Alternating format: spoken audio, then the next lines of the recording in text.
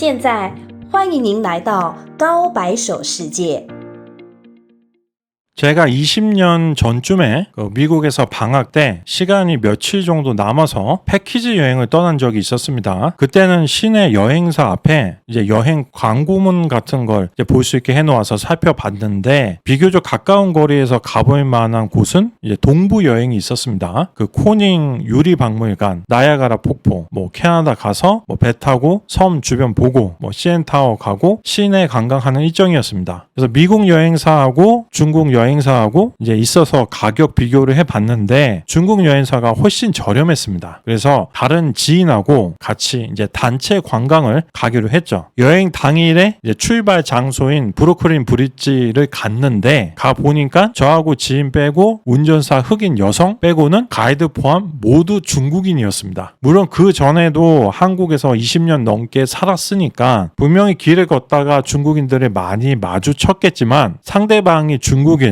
혹은 중국계라는 것을 알고 교류를 한 건 그때가 처음이었어요. 그때는 제가 니하오 실시에도 못할 때였거든요.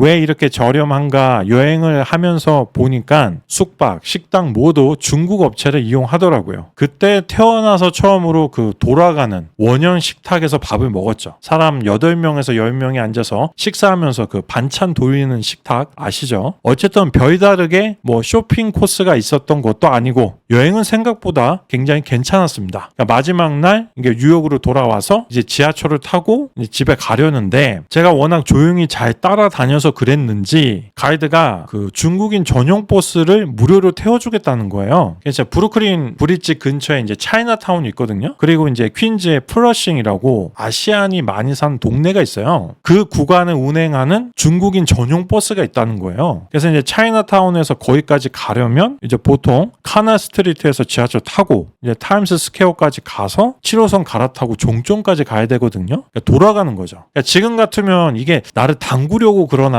한 번은 생각하겠지만 이제 그때는 젊었으니까 겁을 모르죠. 알려준 장소로 가서 이제 줄 서서 기다리니까 이제 스쿨버스보다 좀 작은 차가 오더라고요. 탔죠. 자리가 있어서 앉았습니다. 그리고 중국인들이 계속 탑니다. 그래서 빈자리가 없는 상태가 되니까 자연스럽게 승객들이 맨 마지막 좌석 밑에서 그 목욕탕 의자들을 꺼냅니다. 그리고 자연스럽게 한 줄에 2개씩 놓으면서 앞으로 전달을 하는 거예요. 그렇게 좌석이 없는 사람들은 목욕탕 의자에 앉아서 가는 거죠. 입석 없이 모두 앉아서 가는 겁니다. 이 플러싱에서 그 차이나타운을 출퇴근하는 사람들이라면 보통 상점, 식당 등에서 일하는 경우가 많을 테니까 주로 서서 일하겠죠. 그러니까 다리 아프니까 폼은 안 나더라도 편하게 가라는 거죠. 더불어 시간과 교통비도 아끼고 러시아워의 지옥철도 피하고 여러 가지 이점이 있는 겁니다. 아마 그때 그 버스는 합법은 아니었을 것 같은데 정확하게는 모르겠습니다. 그렇게 저는 패키지 여행을 통해 처음으로 중국인들하고 대화도 해보고 중국 커뮤니티의 그런 사업적 수완, 중국인끼리 강하게 뭉치는 걸 보면서 처음으로 중국인에 대한 인상이 생긴 거죠. 그러니까 비록 지금 이 채널에는 중국에 대한 호의적인 내용보다는 비편적인 내용이 많지만 제가 처음 느낀 중국인에 대한 인상은 좋았습니다.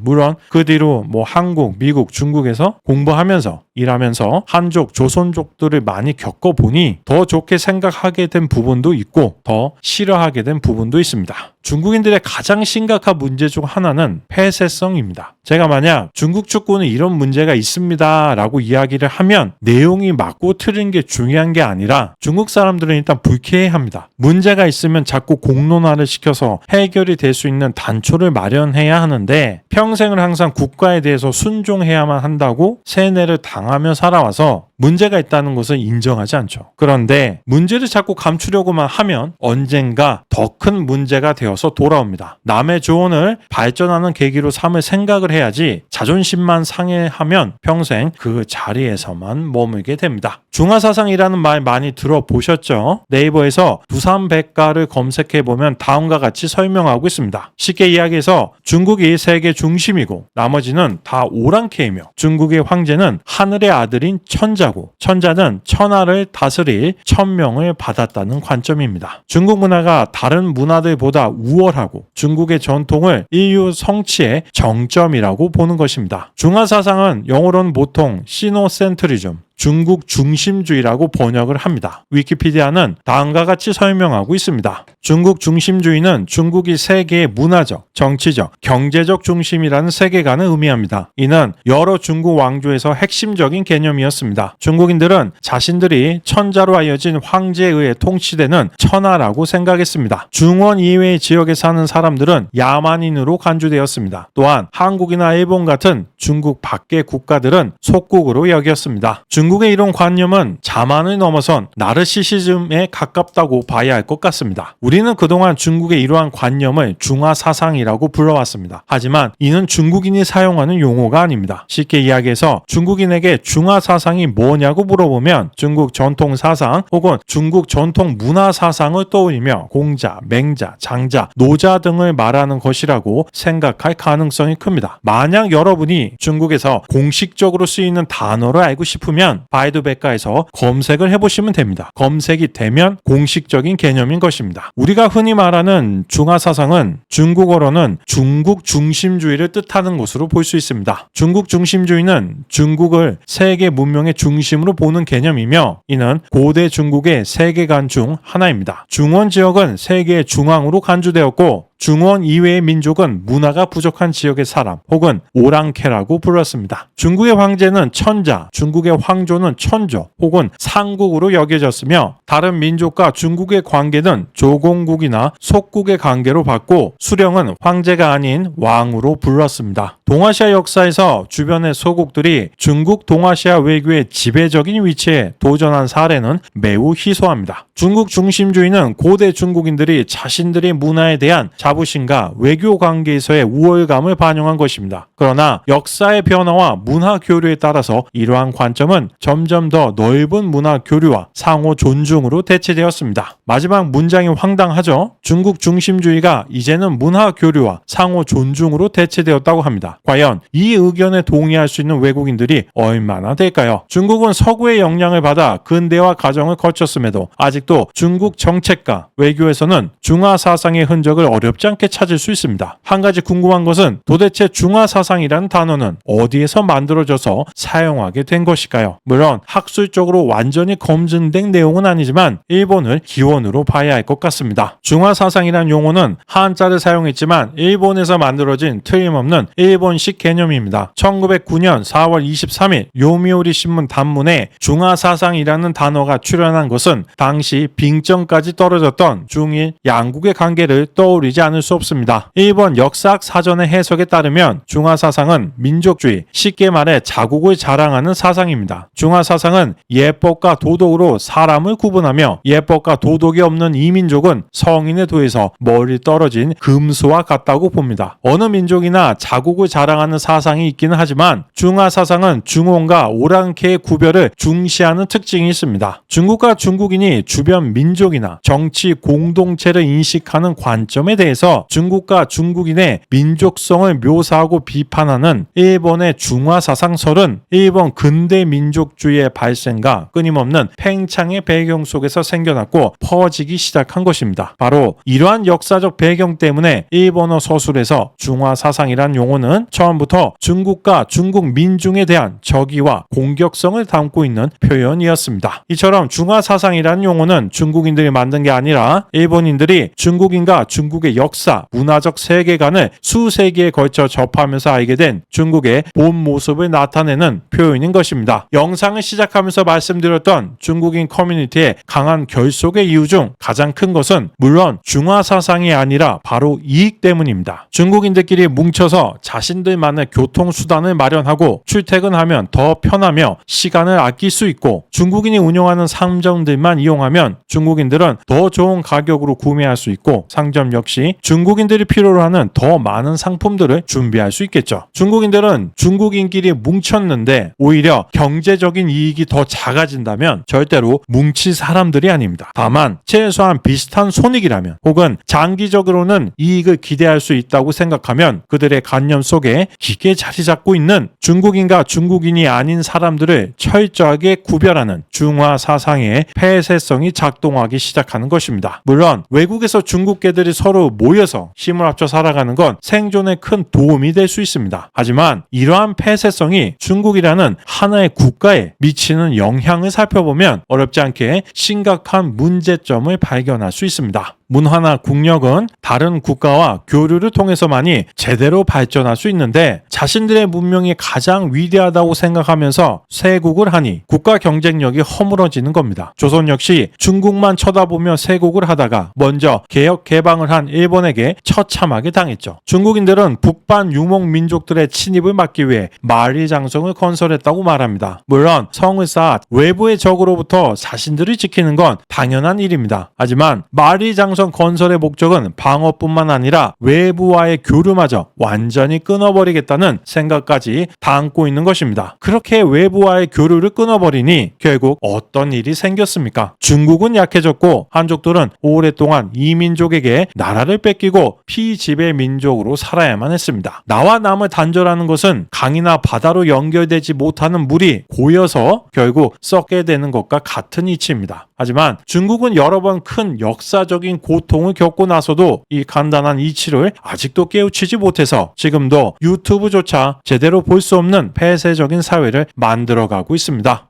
일각에서는 중국인의 중화 사상으로 인한 폐쇄성을 유대인의 공동체 의식과 비슷하다고 보는 의견들도 있습니다. 하지만 유대인들은 정말 공동체 자체를 소중하게 생각하기 때문에 전쟁이 나면 나라를 지키기 위해 고국으로 기환을 하는 것이며 여기에는 한국과는 다르게 남자 여자가 따로 없습니다. 반면 중국인의 결속은 어디까지나 이익을 기준으로 합니다. 이익이 없으면 뭉치지 않습니다. 만약 한족들이 유대인들처럼 공동체를 위한 희생 정신이 강했다면 애초에 그렇게 오랜 세월 동안 이민족들에게 지배받을 이유가 없었을 것입니다. 파시즘은 20세기 초 유럽에서 발전하고 널리 퍼져나갔던 사상입니다. 대표적으로 독일 나치즘을 예로 들 수 있겠습니다. 일본 군국주의 역시 강한 민족주의, 군사력 강조 등 파시즘과 비슷한 면이 있습니다. 중국과 러시아는 2020년 9월 반파시즘 전쟁 승리 75주년 기념일을 맞아 서로 축전을 교환했으며 시진핑 주석은 다음과 같은 말을 강조했습니다. 75년 전 오늘 중국 인민은 항일 전쟁에서 옛 소련은 대일 작전에서 각각 승리를 거두었으며 이날 반파시즘 전쟁에서의 최종 승리가 선언되었다. 중국과 러시아는 반파시즘 전쟁의 승리를 위해 큰 희생을 치렀지만 지울 수 없는 역사적 공헌을 했다. 청나라가 몰락하며 큰 치욕을 맛보던 중국으로서 반파시즘 전쟁의 승리는 그들의 무너진 자신감을 어느 정도 회복시켜준 사건일 것입니다. 흥미로운 건 중국은 자신들이 파시즘과 전쟁을 해서 승리했다고 자랑하지만 파시즘과 중화사상은 여러모로 닮은 점이 많다는 것입니다. 우리는 중국이 문화적 우월성을 강조하거나 민족주의, 권위주의 행태를 보일 때 흔히 중화사상의 폐해라고 생각합니다. 고대부터 한족들은 자신들의 문화가 다른 민족들보다 우세하다고 믿었으며 중국 외의 지역의 사람들은 예법과 도덕을 모르는 오랑캐로 봤습니다. 중국은 세계의 중심이며 중국의 황제는 하늘의 자식인 천자로서 천하를 다스린다는 것입니다. 도대체 이게 나치들이 신봉했던 아리아인이 가장 우수하다는 주장과 다른 점이 무엇일까요? 파시즘이나 중화사상이나 기조에는 삐뚤어진 선민의식이 까여 있는 것입니다. 만약 100여 년 전 중국이 당시 독일이나 일본처럼 군사 대국화에 성공했었다면 그들의 중화사상 역시 국제적으로 어떤 큰 불행을 불러왔을지도 모르는 일입니다. 우리가 잊지 말아야 할 부분은 유럽의 파시즘 당사국들은 이미 뼈저린 반성을 한 반면 중국의 중화사상은 아직도 현대 중국인들의 가치관 안에 깊게 박혀있다는 것입니다. 중화사상이 가지는 여러 문제 중 가장 심각한 것은 선민의식이 바탕이 된 폐쇄성입니다. 남들과 단절하고 우리끼리 단단하게 뭉쳐 이익을 독점하려고 하는 행태, 여기에 중국 특유의 관시가 더해져서 중국의 심각한 사회 문제가 되고 있습니다. 이러한 문제들은 중국이 외국을 대할 때만 드러나는 것이 아닙니다. 중국인의 일상생활에서도 남과 나를 나누려고 하는 폐쇄성을 흔히 볼 수 있기 때문입니다. 대부분의 한국 아파트 단지들은 입구를 막지 않습니다. 물론 고급 거주지의 경우 기업인, 연예인 등 유명 인사가 살고 있는 곳이 많아서 입구에서부터 보안을 설정하기는 하지만 대부분의 아파트 단지 입구는 자유롭게 출입이 가능합니다. 대신 각 동별 현관에서는 비밀번호나 키를 이용해서 출입해야 합니다. 반면 중국은 아무리 못 사는 동네의 아파트라도 반드시 단지 입구에서부터 RF 키나 얼굴 인식 등을 통해서만 들어갈 수 있습니다. 중국이 한국보다 도둑이 더 많아서 그런 걸까요? 중국 대도시의 치안력, CCTV 설치 대수는 한국을 훨씬 뛰어넘습니다. 기본적으로 엄격한 통제 사회이니 당연한 일이라고 볼 수 있겠습니다. 몇 년 전 코로나 방역 때 다른 국가들은 이미 마스크를 벗고 자유롭게 활보할 때도 중국은 여전히 강력한 봉쇄를 유지했었습니다. 그래서 좀처럼 시위가 일어나지 않는 중국에서조차 2022년 하반기에는 강력한 봉쇄 정책에 항의하는 인민들의 모습을 심심치 않게 볼 수 있었습니다. 중국은 2022년 12월이 되어서야 코로나 봉쇄를 완전히 해제했는데 무엇이 계기가 됐는지 아시나요? 바로 그해 11월 열린 카타르 월드컵입니다. 중국 전역으로 마스크를 쓰지 않은 채 관중 속에서 열띤 응원을 하는 외국인들의 모습을 지켜본 인민들이 정부의 방역 정책에 큰 의문을 품게 되어 결국 전면적으로 해제한 것입니다. 중국은 외부와 담을 쌓고 잘난 척하다가 메이지 유신을 통해 일어선 일본에게 중국 본토가 점령당하는 수모를 겪었으며 청나라는 결국 멸망했습니다. 이 사건들은 아직 100여 년밖에 지나지 않았는데 중국은 벌써 그때의 교훈을 잊은 듯합니다. 또한 중국인의 이러한 폐쇄성은 정치, 경제, 스포츠 등 거의 모든 분야에서 이기주의, 단합 등의 심각한 사회 문제를 일으키고 있습니다. 지난주 2026 월드컵 아시아 2차 예선 중국과 태국의 축구 경기가 있었습니다. 점유율은 중국이 53대 47로 앞서긴 했는데 경기 내용 면에서 그렇게 좋지 못했고 결국 1대1로 비겼습니다. 그동안 여러 영상들을 통해서 왜 중국의 축구 유망주들이 프로 선수가 될 수 없는지에 대해서 이미 많이 이야기했습니다. 그런데 한 실력 있는 선수가 그 어려움을 뚫고 프로 선수가 된다고 해도 중국 국가대표에 선출될 수 있는지는 또 다른 문제입니다. 그때는 정말 인맥이 중요하게 작용되는 부분이기 때문입니다. 제가 작년부터 계속 하고 있는 이야기는 중국 상하이 축구협회가 중국 축구계를 장악하고 국가대표 선수 선발에 큰 영향을 주고 있는 것으로 보여지는 상황들이 계속 연출되고 있다는 것입니다. 지난 6월 6일 태국과의 경기 중국 선수 엔트리를 보면 23명의 선수 중에서 샹하이를 연고지로 둔 2개 팀에서 무려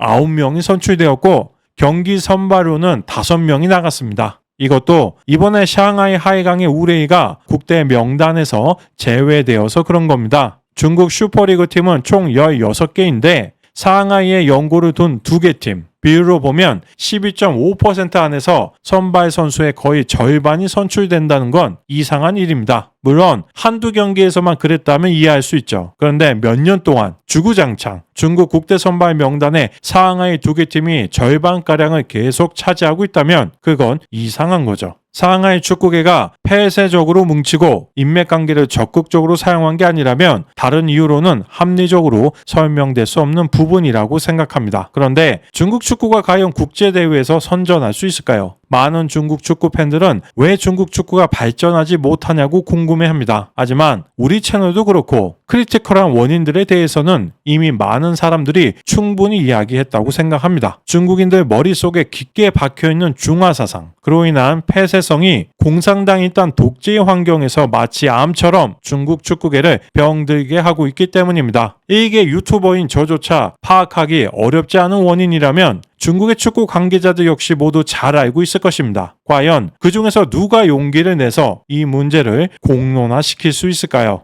사회의 폐쇄성은 남아선호 사상의 강화에도 영향을 줄 수 있습니다. 폐쇄적인 사회는 전통적 가치를 유지하려는 경향이 강하며 더불어 정보가 제한되어 성평등주의의 확산이 정체되는 경향이 있을 수 있습니다. 실제 현재 중국의 모습이 그렇습니다. 유튜브, 인스타그램 등을 볼 수 없기 때문에 한국처럼 페미니즘 문제도 심하지 않고 결혼도 한국보다 훨씬 일찍 하는 편이고 특히 시골은 아직도 가부장제가 뚜렷하게 남아있기도 합니다. 문제는 남아선호 사상이 아직도 강해서 성비 불균형이 심각하다는 것입니다. 물론 이 문제는 한국도 자유롭지 못합니다. 지금 한국의 남녀 성비는 1대 1이지만 결혼 정년기만 보면 30대는 여자 100명당 남자 113명, 20대는 112명으로 남자가 훨씬 많은 상황입니다. 즉 결혼을 해야 하는 나이인데 남자가 무려 70만 명이나 많은 것입니다. 다만 10대는 106명입니다. 한국 남자들은 군대 가서 죽는다는 것을 감안하면 정상 수치에 들어온다고 볼 수 있겠습니다. 지금 10대인 여성들이 안타까운 이유는 본인의 앞세대인 1980년, 90년대생 여성들은 남녀 차별도 전보다 훨씬 줄어들었고 결혼 시장에서도 큰 우위를 점할 수 있었다는 것입니다. 하지만 지금 10대 여성들은 높은 확률로 군대도 가야 할 것으로 보이고 매년 1만 5천 명의 한국 남자들이 국제 결혼을 한다는 것을 감안하면 결혼 시장에서의 성비가 거의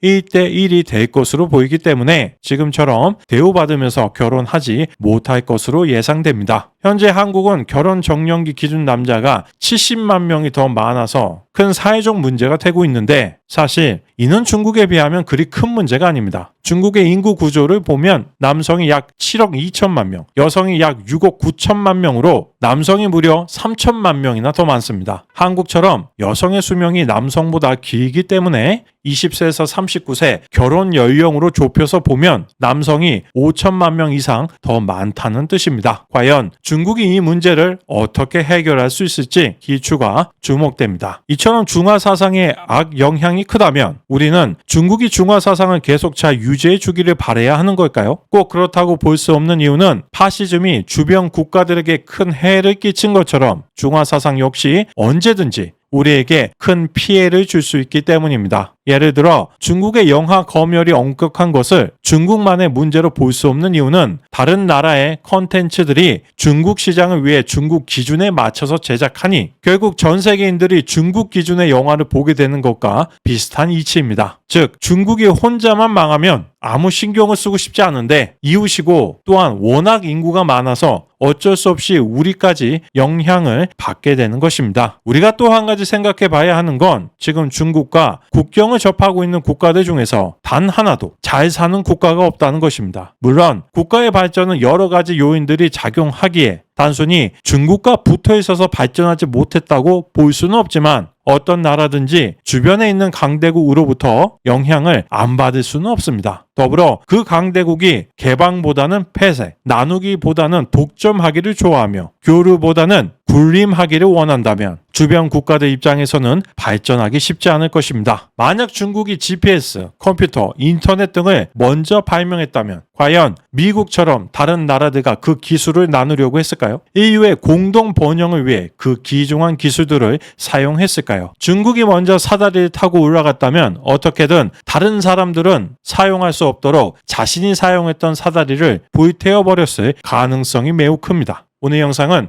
여기서 마치겠습니다. 시청해 주셔서 감사합니다.